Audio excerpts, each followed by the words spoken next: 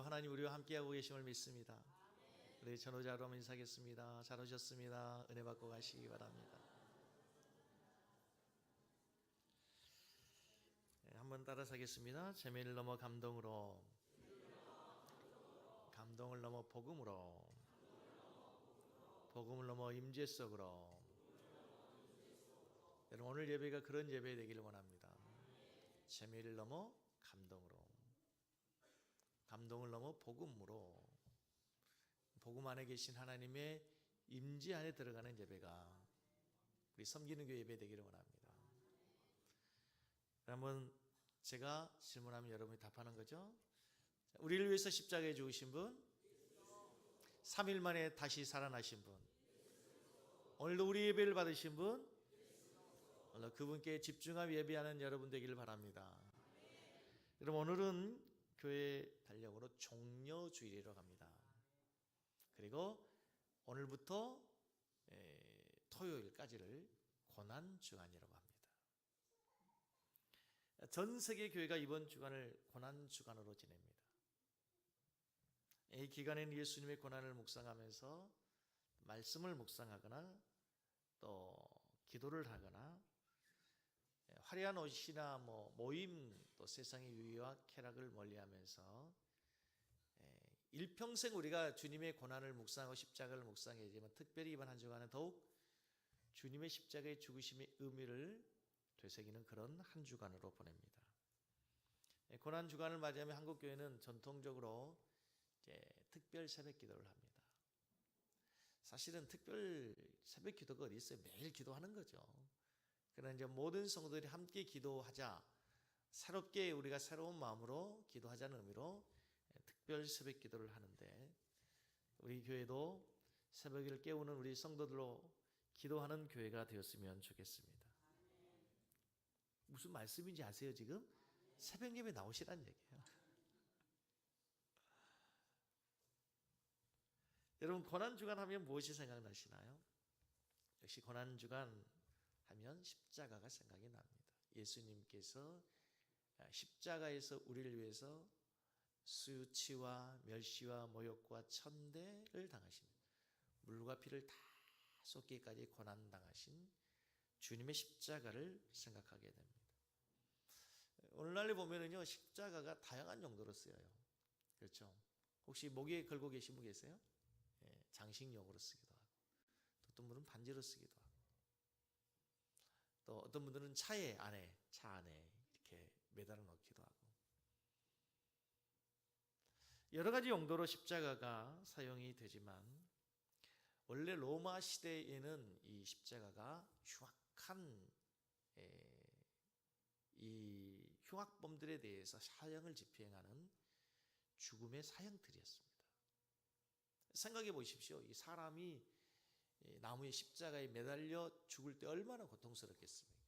그냥 참수형은 순간의 고통으로 끝나지만, 이거는 오랜 시간, 심지어는 며칠 동안에 걸쳐서 고난을 당하다가 마지막 숨을 거두는 이 참수형이기 때문에 가장 극형에 처하는 형벌이 바로 십자가형이었어요.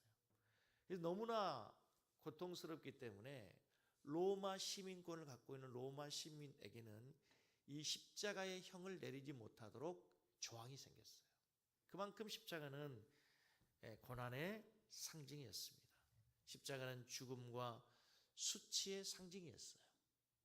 그런데 예수님께서 이제 2000년 전에 십자가를 지시고 난 이후에, 십자가에서 죽으시고 난 이후에 십자가의 의미가 바뀌어지게 됩니다. 완전 터닝 포인트가 되네요. 예수 그리스도의 십자가는 우리의 죄를 짊어지신 구원의 십자가인 줄로 믿습니다. 예수님의 십자가는 우리의 모든 죄를 용서하신 용서의 십자가가 된 줄로 믿습니다. 예수님의 십자가는 인류를 사랑하시는 하나님의 사랑의 십자가가 된 줄로 믿습니다. 저주와 죽음과 사망과 고통의 상징이었던 이 십자가가 이제 구원과 용서와 사랑의 십자가로 바뀌어지게 되는 거예요. 그래서 이제 예수 그리스도의 십자가를 믿으면 누구든지 구원함을 얻고 죄사함의 용서를 받고 하나님의 자녀가 되는 은혜와 권세가 있게 되는 줄로 믿습니다. 예수 그리스도의 십자가를 믿는 사람에게는 이제 생명의 길로 나아가게 되는 거예요.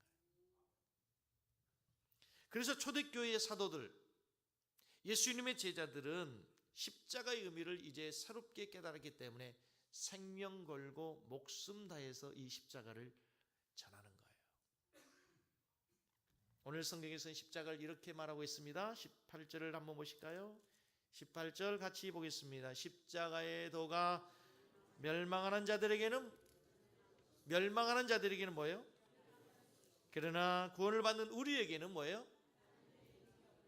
여러분 이상하죠? 똑같은 십자가인데 어떤 사람에게는 미련한 것으로 보이고 어떤 사람에게는 하나님의 능력이 된다는 거예요. 그래서 오늘 설교 제목처럼 두 종류의 십자가가 있어요. 미련한 십자가, 하나님의 능력의 십자가. 똑같은 십자가예요. 똑같은 예수 그리스도가 십자가에서 죽으셨어요. 그런데 한 사람에게는 하나님의 능력의 십자가가 되고 한 사람에게는, 어떤 사람에게는 미련한 십자가가 돼요. 왜 그럴까요?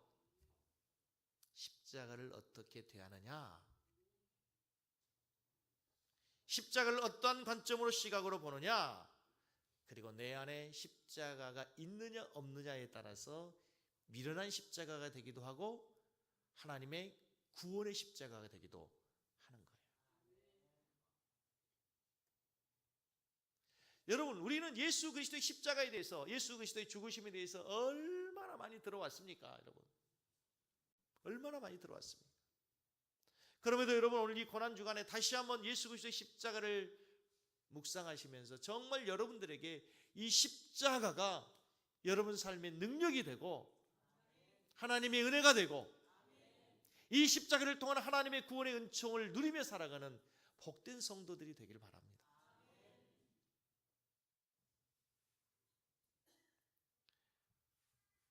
어떤 사람에게는 미련한 십자가가 돼요. 예수 믿지 않는 사람들에게는 하나님의 아들이 거기서 죽었다고? 왜 십자가에서 죽어? 아, 그렇게 능력이 있으신 분이, 능력이 있다면 예수님이 십자가에서 못 박혀 죽으실 때에 많은 바리새인들이 소리칩니다. 내가 하나님의 아들이거든, 내려와라. 그렇죠. 오늘날 사람의 지혜, 사람의 생각, 사람의 관점에서 능력이 있다면 거기서 죽어야 될 이유가 어디 있습니까? 거기서 내려와야죠. 하나님의 아들인 증거를 보여야 하죠. 사람들의 눈에 보기에는 십자가 그래서 미련하게 보이는 거예요. 세상 사람들의 시각에는 십자가는 그저 교회당 꼭대기에 달려있는 교회의 마크, 상징이에요. 어제 우리 교회도 십자가가 달았어요. 그저 하나의 교회의 상징, 심벌에 불과할지 몰라요.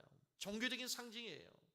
십자가를 달고 다니면, 십자가를 들고 다니면 교회 다니는 사람 정도로 생각할지 몰라요. 십자가의 의미를 깨닫지 못한 사람에게는 그저 십자가는 미련하게 보인다는 거예요. 오늘 22절에 보면 십자가의 능력을 받아들이지 못하는 두 종류의 사람이 나옵니다. 첫째는 유대인들입니다. 유대인들은 기적과 표적을 구하죠. 하나님이라고 한다면 기적과 능력을 행하는 하나님이에요. 모세를 통해서 홍해를 가르시고 반석에서 물이 나게 하시고 불기둥으로 구름기둥으로 그들을 보호하셨던 하나님, 표적의 하나님, 기적을 행하신 하나님. 그렇죠? 엘리야를 통해서 하나님의 기적과 능력을 행했던 그 하나님이 유대인들이 기다리고 있는 하나님이에요. 그래서 그들은 표적을 구해요.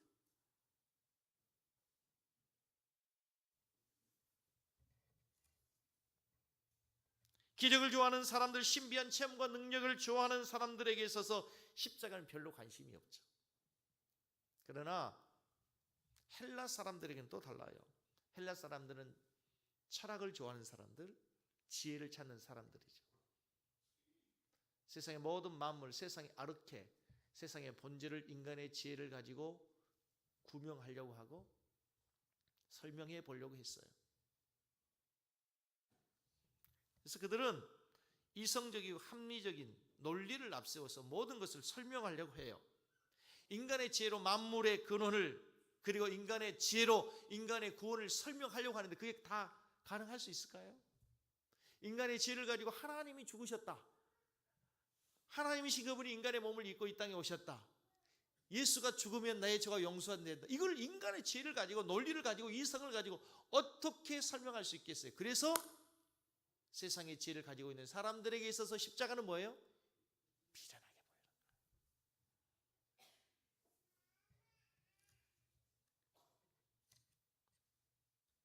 십자가에서 내 죄가 용서함 받고 하나님의 아들이 죽었다는 사실을 그 무엇으로 설명이 불가능한 거죠. 그러나 여러분, 오늘 성경의 십자가가 구원을 얻는 사람들에게 있어서는 하나님의 능력이 되는 줄로 믿습니다. 구원을 받는 우리에게는 하나님의 능력이 된다.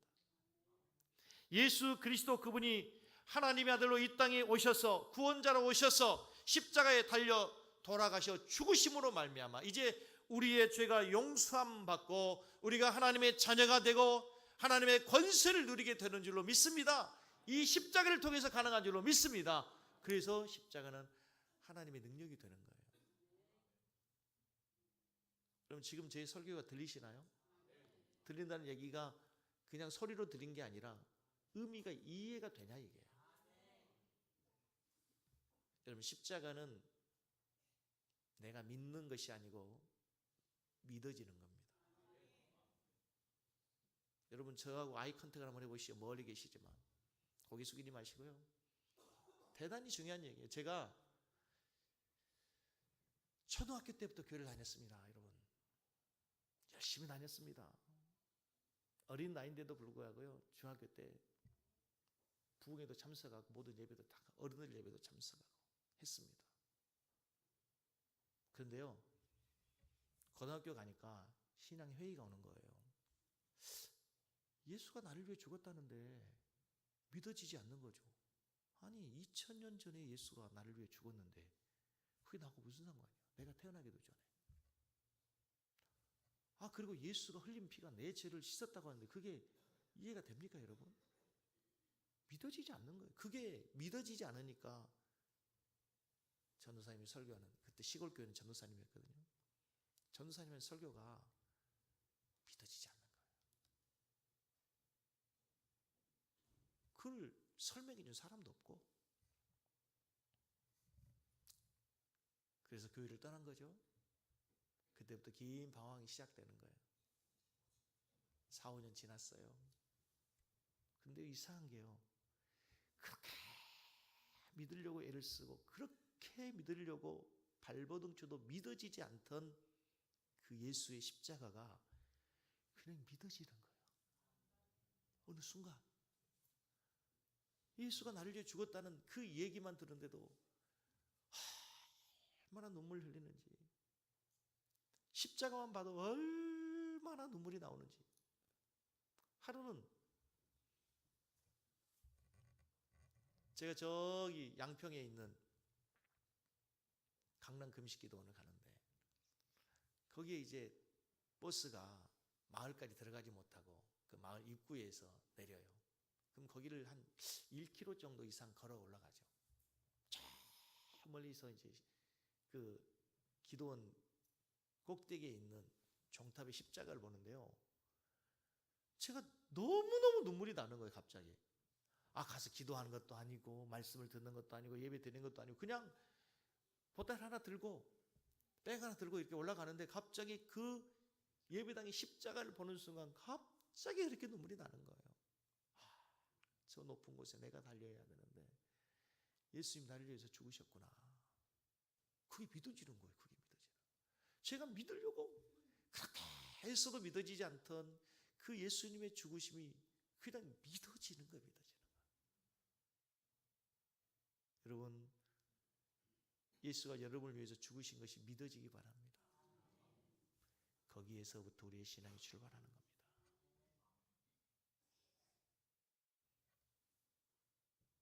하나님의 능력은 예수 그리스도의 십자가를 믿는 사람에게만 나타나요.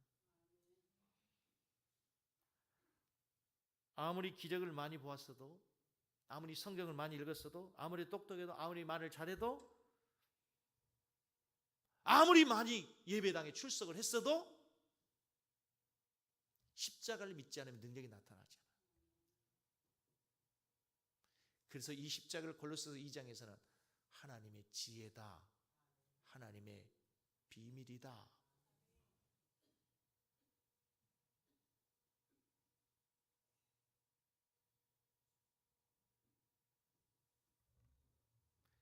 구약 시대부터 예수님이 십자가에서 죽으실 것을 예언하고 있어요. 성경에서 수많은 선지자들이, 모든 선지자들에서, 심지어는 창세기 3장에서부터 여자의 후손을 얘기하고 가죽 옷으로 덮이면서부터 예수의 십자가에 죽으심, 피 흘림의 사상이 흐르고 있어요. 감춰져 있었어요. 하나님의 비밀로. 마귀도 예수 그리스도가 십자가에서 죽으셔서 메시아가 하나님의 아들이 십자가에 죽어서 인간을 구원할 거라는 사실을 미처 깨닫지 못하는 거예요. 그래서 예수를 십자가에 죽여버리는 거예요. 죽이면 끝인 걸로 알았어요. 그런데 거기에 대반전이 일어나요. 거기서 하나님의 아들이 죽어 인간을 구원하는 거예요. 어떻게 인간의 설명이 가능해요? 마귀의 지혜로도 이해할 수 없는 걸 인간의 지혜로 어떻게 가능해요? 그래서 하나님의 지혜라고 하는 거예요. 우리가 그 지혜를 깨닫는 거예요.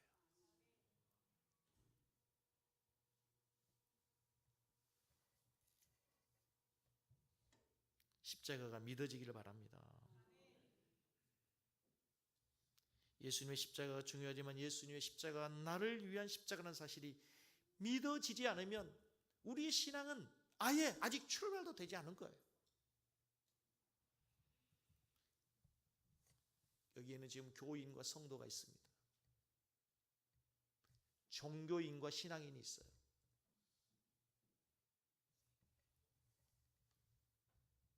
교인은 그냥 처치맨이에요. 교회에 소속되어 있는 사람. 성도는 정말 구원받는 하나님의 자녀입니다.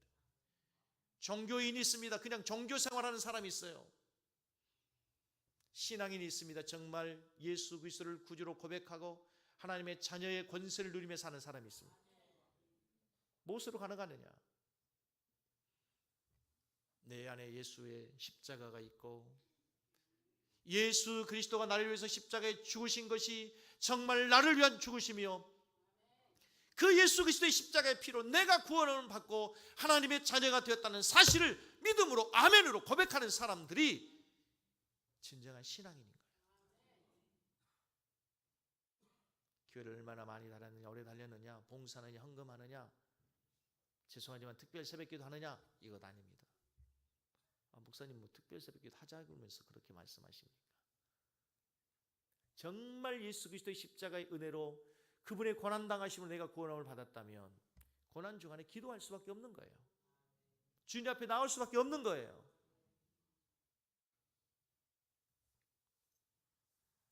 성경의 핵심은 예수 그리스도이고, 성경을 간단하게 요약해 본다면 구약은 오실 메시아, 신약은 오신 메시아, 그리고 다시 오실 메시아를 얘기하고 있어요.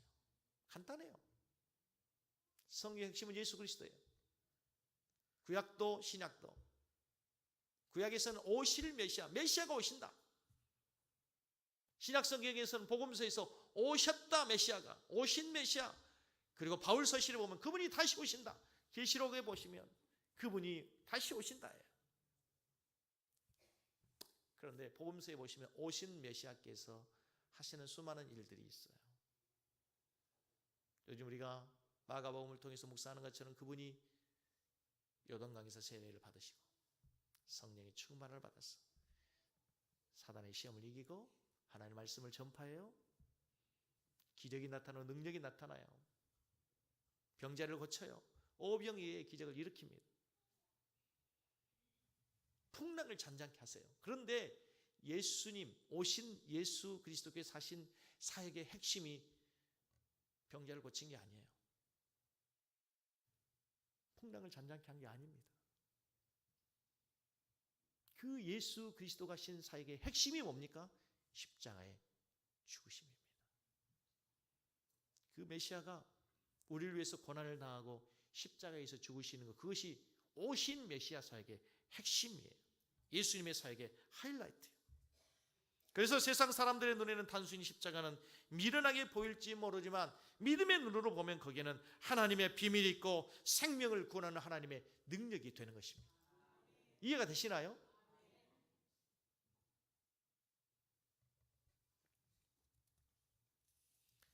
이슬람교를 저희들이 비교 종교학 시간에 배우거든요. 신학교 비교 종교학 시간에 이슬람에 관한 공부를 하다가 놀라운 사실을 알았어요. 이슬람의 경전 코란에 보면은요, 예수에 관한 기록을 나옵니다. 성경에 나오는 예수님에 대한 기록과 거의 비슷합니다. 놀랍게도 동정녀 탄생을 믿습니다. 이슬람 교도들이 동정녀 탄생을 믿어요. 우리 개신교로가 하면서도 동정녀 탄생을 믿지 않는 자유주의 신학이 있는데요, 이슬람 교도들은 예수가 동정녀 탄생한 걸 믿어요. 그분이 행하시는 수많은 기적, 그분이 이 땅에 오셔서 복음을 전하고 그리고 죽은 자를 살리고 병든 자를 고치고 놀라운 기적을 베푸신 것도 기록하고 있습니다. 그리고 그분의 가르치심을 믿어야 된다고 얘기해요. 그리고 예수 그리스도께서 승천하신 것까지도 기록하고 있어요. 놀랍죠. 그러나 결정적인 차이가 하나가 있어요. 바로 십자가입니다. 저들은 예수의 십자가를 생략하거나 무시하는 정도가 아니라 적극적으로 십자가에서 죽지 않았다, 그 고난 앞에서 예수가 도망갔다는 거예요. 피했다는 거예요.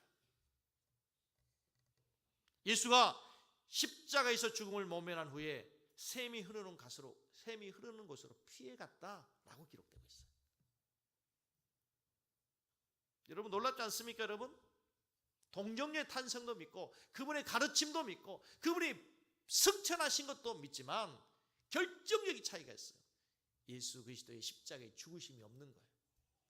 여러분, 오늘날 많은 자유주의 신학자들, 오늘날 많은 종교 다원주의자들, 포스트 모더니즘이 종교가 하나 되자, 종교가 추구하는 게 뭐냐? 결국 저 영원한 세상을 하는 거 아니냐? 쉬운 예로 불교에서 말하는 극락이나 성경에서 말하는 천국이나 캐톨릭에서 말하는 낙원이나 다 같은 거 아니냐? 표현은 다르지만 다 같은 건데 싸우지 말고 하나 되자. 좋죠. 싸우지 말고 하나 되지 않은데. 종교 다원주의자들이 얘기하는 거죠. 기독교인들은 왜 그렇게 독선적이냐? 왜 너희들만 옳다고 그러냐? 우리는 하나 되는 것을 반대하지 않습니다. 하나 돼야죠. 사랑하고 이해하고 협력하고 평화를 사랑해야죠. 그러나 가장 결정적인 핵심이, 우리는 영원한 생명을 얻는 방법이 사랑한다고 되는 것이 아닙니다. 연합한다고 되는 것이 아닙니다. 예수 그리스도의 십자가의 죽으심을 통해서 우리가 구원함을 얻는다고 하는 이 핵심적인 복음의 사상, 하나님의 능력이 십자가가 빠지기 때문에 우리는 동의할 수 없는 거예요. 믿으십니까?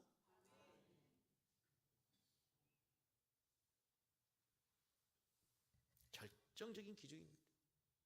예수 그리스도의 십자가는 마치 자동차의 엔진과 같아요. 엔진. 여러분, 자동차가 화려하게 최신식 자동차가 나왔습니다. 내비게이션도 되고, 뭐 요즘에는 그냥 자율주행도 되기도 하고, 모든 게 다 돼요. 엄청난 첨단의 시스템이 다 돼요. 그런데 중요한 게 엔진이 고장났어. 엔진이 없어요. 자동차입니까? 고물입니다. 쇳덩어리입니다.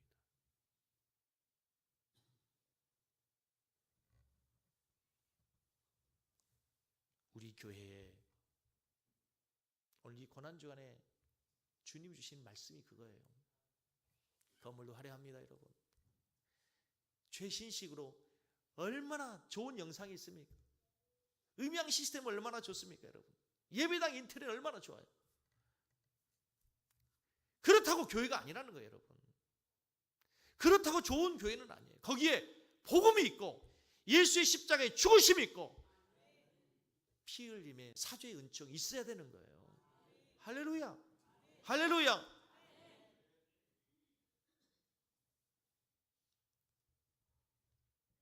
이 고난 주간에 주님이 우리 섬기는 교회 주신 메시지예요. 거물 자랑하지 마라.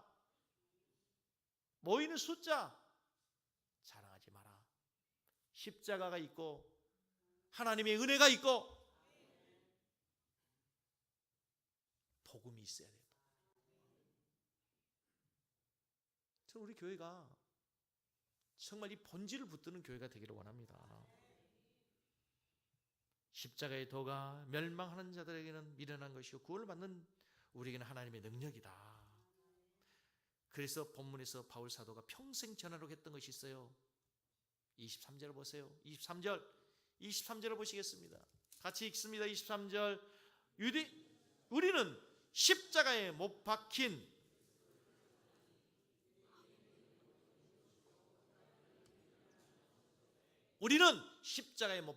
뭘 전해요? 그리스도를 전해요.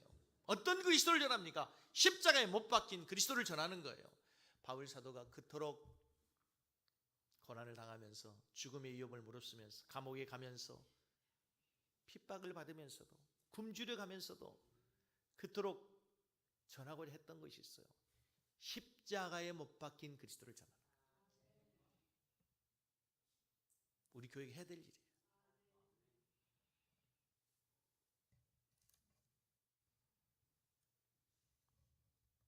왜 십자가를 전해야만 합니까? 이 십자가를 통해서 하나님은 사람을 구원하기를 기뻐하셨어요. 그렇죠? 계속해서 하는 얘기가 21절을 보세요. 하나님께서 전도에 미련한 것으로 믿는 자들을 구원하시기를 뭐 했어요? 기뻐하셨어요. 부흥하는 교회의 특징이 있습니다, 여러분. 부흥하는 교회의 특징은 찬양과 설교에 십자가가 있어요. 십자가의 사상이 있어요. 그리고 강단의 설교에 십자가의 신학이 있습니다. 말을 잘하는 설교 중요하지 않습니다. 복음이 있어요. 부흥하는 교회는 십자가의 사상이 있고 강단에서는 십자가의 신학이 있고 성도들에게는 십자가를 지는 삶이 있어요.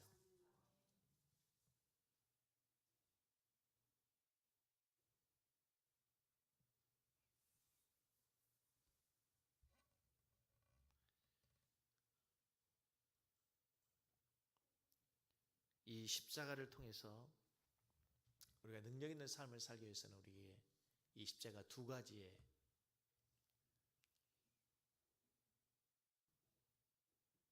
관점이 필요해요. 첫째는요, 이 십자가를 통해서 늘 나를 봐야 돼요.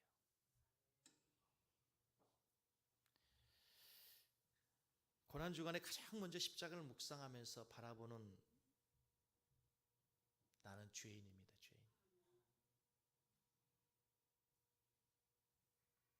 나의 죄 때문에, 나의 흉악한 죄 때문에 예수님 십자가에서 수치와 멸시와 천대 고난을 당하신 거예요. 그래서 여러분 십자가를 묵상하면 묵상할수록 가까이 하면 가까이 할수록 내 죄가 보입니다. 여러분 제가 그 신앙의 회의가 있을 때 청소년기에 들었던 그 회의 가운데 의심 가운데 하나가 뭐냐면 왜 교회 가면 자꾸 죄인이라고 하냐.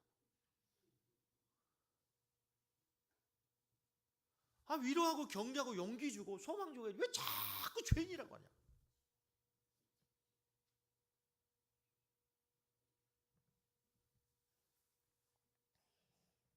여러분 병원에 가가지고 의사의 가장 중요한 게 뭡니까?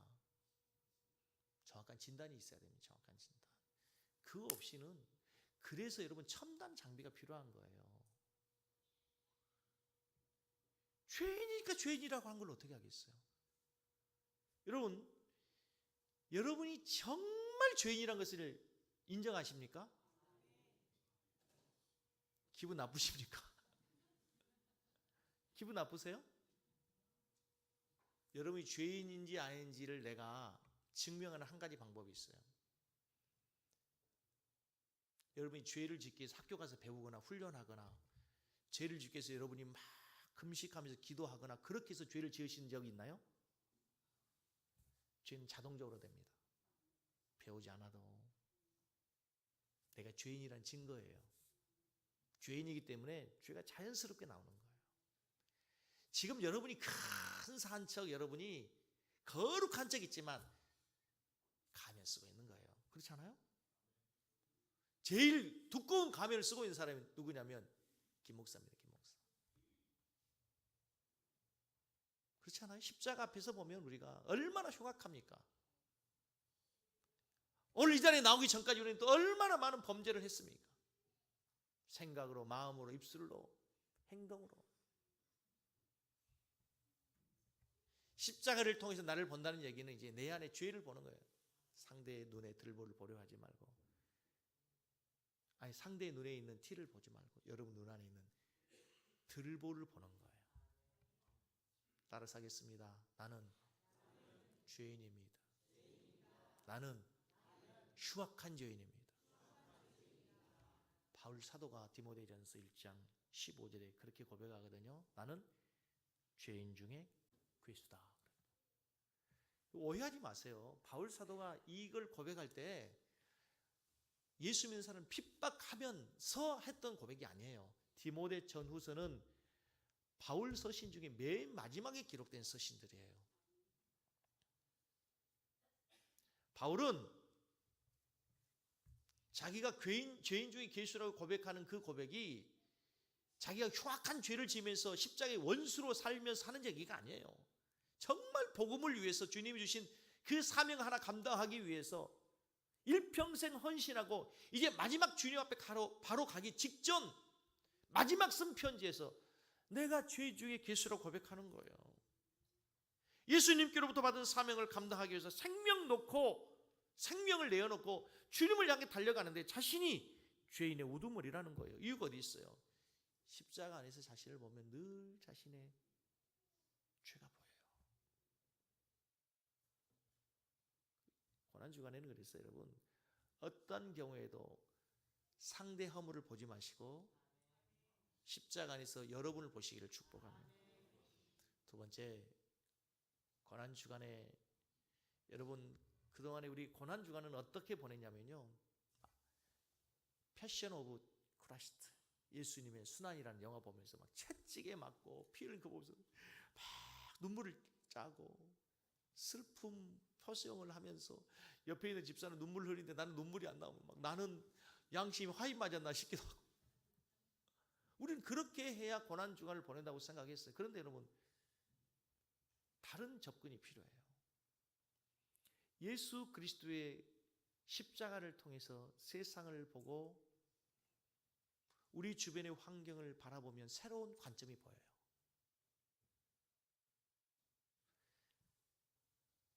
저는 중학교 2학년 때부터 안경을 썼거든요. 어릴 때부터 썼죠. 그런데 너무 감사한 거는 그 2학년 때부터 썼던 그 안경이지만 시력이 그렇게 나빠지지 않았어요. 그때의 시력이나 지금 시력이 거의 비슷해요. 거의 한 40년 동안 거의 시력이 그대로 유지되고 있어요. 근데 요즘에 난시가 좀 오긴 왔는데, 여러분 사물이 보이지 않으면 안경을 쓰면 됩니다. 그런데 보이지 않는 세계, 보이지 않는 사물, 그걸 보기 위해서는 십자가를 통해서 봐야 돼요.